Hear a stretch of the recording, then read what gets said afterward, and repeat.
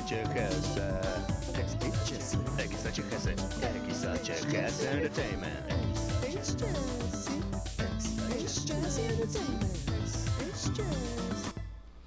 Hello everyone, welcome back to another episode of COPERACHA Football in English.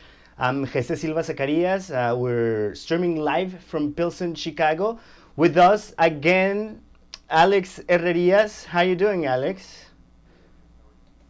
Sorry, I didn't have your mic on. How you doing, Alex? Good, Hess. How are you?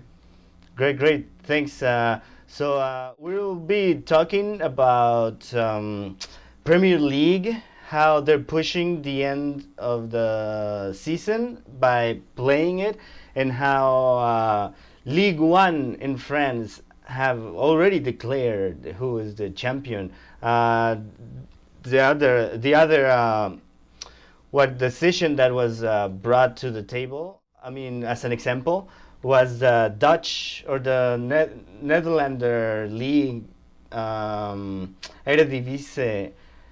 They nulled the tournament. Right. So, I think we were talking about it where it's interesting that all three leagues provide a very different aspect of how to move forward. The Premiership, obviously, they're looking to finish up the league. I'm not sure what timetable they're looking at pushing people or the players back on the field.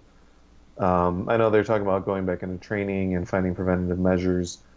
But we were talking as well that maybe they should be a little more patient. Instead of pushing it for June, perhaps they can start next in August or September as if the next season were starting, but you just pick up where this current season is at.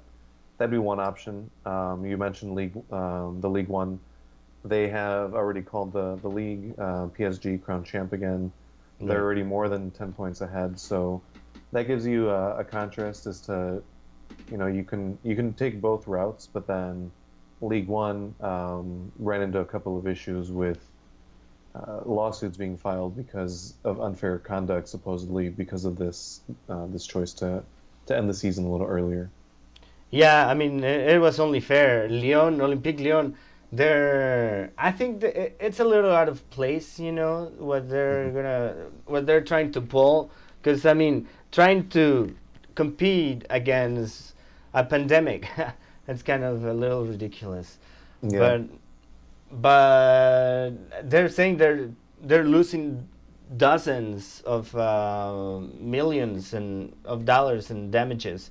It really sucks because according to what is it, CNA Sports, they said 25 consecutive years have Olympique Lyonnais been in Europe, in Right. European competitions. Yeah.